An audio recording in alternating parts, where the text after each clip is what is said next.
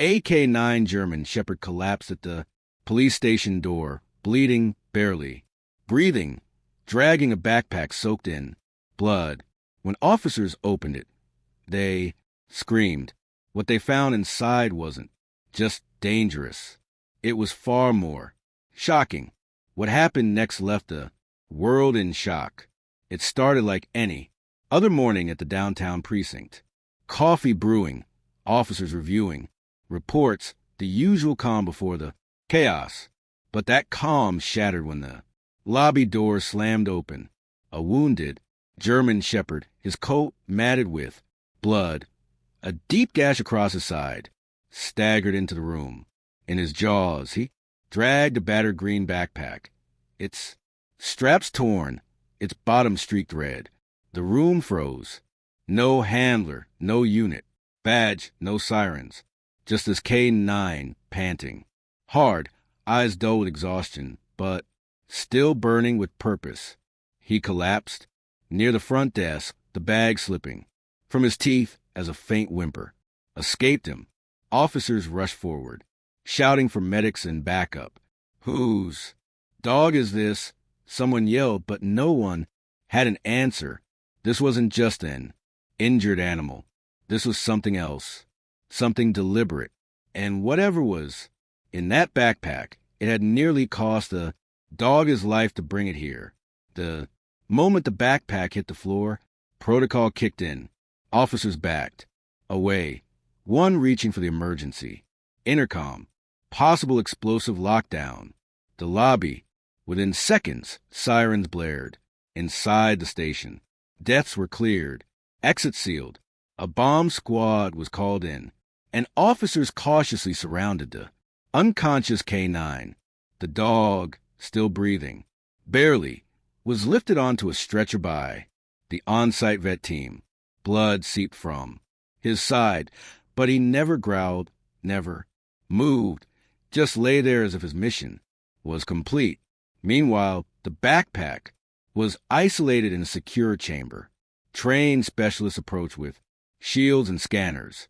Everyone waited, tense, watching from behind thick glass. No one spoke. Was this a trap? A warning? Minutes felt like hours. But when the scanner gave the all-clear no, explosives detected, an officer slowly unzipped the main pouch. What they saw inside didn't just confuse them. It shocked them into complete silence. The officer's hands trembled slightly as he peeled back the flap of the bloodied backpack. Inside, swaddled in a torn military jacket, was a baby, pale, bruised lips trembling. A gas escaped the room. The child was alive, barely. Red smudges stained its cheeks, and a weak, gurgling cry confirmed what everyone hoped. The baby was breathing. A medic rushed in and gently lifted the infant, calling for emergency transport. But the surprises didn't end there. Tucked alongside the child was a small, scorched thumb drive wrapped in gauze. A blood-streaked military dog tag with no name, just a number and several folded documents, the edges torn and stained. Some were coated with strange symbols. Others bore seals too faded to decipher. Whatever they were, they weren't meant to be found. One officer looked around, whispering, "Where the hell did this dog come from?" The atmosphere shifted. This was no random rescue. The dog had dragged this child through who knows what hell to get here. And inside that bag was more than a baby. It was a message, a breadcrumb trail of something bigger. No one said it out loud yet, but they all felt it. This wasn't the end. It was the beginning. While the baby was rushed to the nearest hospital, another officer rushed to scan the injured dog's embedded microchip. It took a few attempts. The chip was damaged, but finally a name appeared on the screen. K-9 Shadow, formerly assigned to Sergeant Mason Delroy of the 91st Recon Unit. The problem? That entire unit had been reported missing 3 months ago during an overseas black ops mission that had been classified and then quietly buried. Shadow wasn't just wounded. He was supposed to be dead.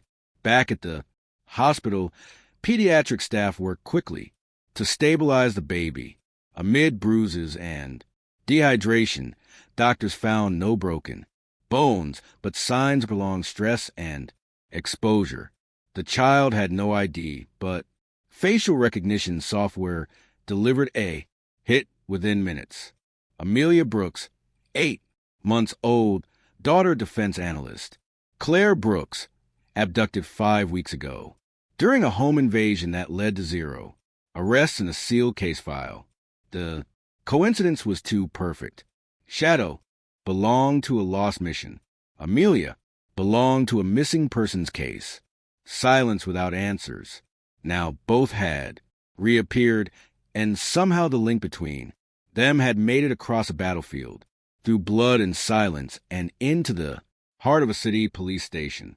Back at the station, technicians worked quickly to access the thumb drive recovered from the backpack. It was scorched partially, corrupted, but fragments of video began to load. What appeared was raw and haunting body cam footage from a helmet, shaky and chaotic shouts, gunfire, smoke, then Shadow visible on the edge of the frame, dragging something through the rubble. A baby. The video cut to static. Another file contained garbled voice recordings, phrases like extraction failed, asset compromised, and don't let the intel fall into the wrong hands. A third file held coordinates deep in unmarked terrain, just outside a military exclusion zone. Then came one final image, a still of Sergeant Mason Delroy, bloodied but alive, clutching the baby in one arm and signaling to Shadow with the other. The officer watching the footage leaned back, stunned. Delroy hadn't died. He'd survived long enough to entrust the baby, and the intel to Shadow.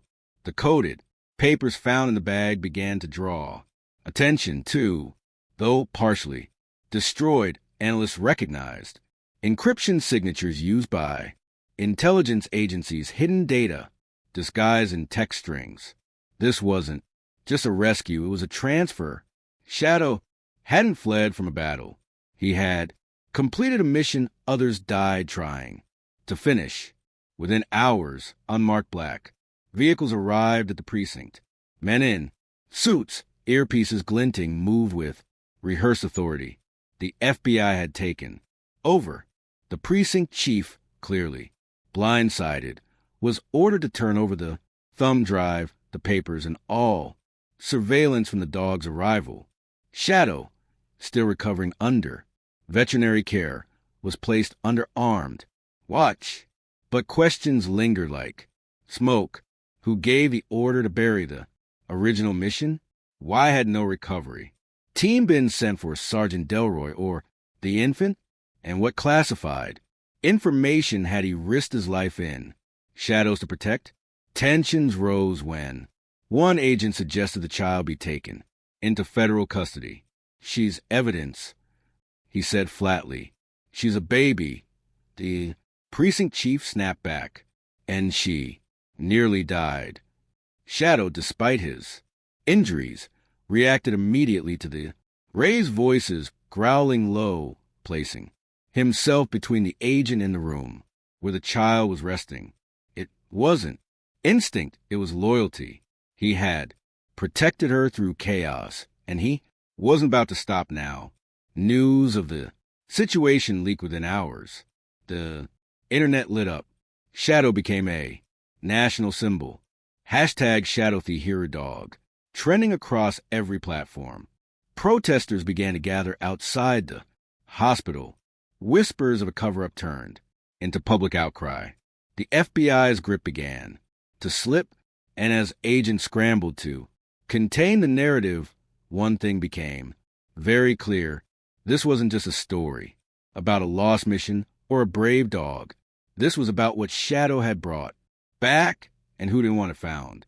While the FBI battled the press in public backlash, a quiet breakthrough came from the precinct's tech team. One of the damaged video files on the thumb drive contained embedded GPS data coordinates, deep in a stretch of forest land, previously marked as off-limits due to environmental risk, but the timestamps were recent too recent. Shadow, though, still bandaged and weak, perked up when the lead officer played the recording. Aloud, his ears twitched, his body tensed. Whatever was there, he hadn't forgotten. A rescue team was formed, immediately part military, part local, law enforcement. Shadow was cleared for limited field duty, traveling with the team in a padded compartment. As they neared the coordinates by helicopter, Shadow began to grow restless, whining, low, tail stiff, as if he sensed what lay ahead. On the ground, time was critical. The team moved fast through dense trees and rocky terrain. Shadow guided them with sudden bursts of energy, stopping occasionally to sniff, then sprinting ahead as if pulled by memory. When they reached a rundown cabin hidden beneath camouflage netting, everything went still. No one knew what they'd find inside, but Shadow stood firm at the door. And then, with one low bark, he stepped in. Inside the cabin, the air was thick with dust and silence. Then came the sound, soft crying. In a hidden room behind a false wall, agents discovered two more children, weak but alive.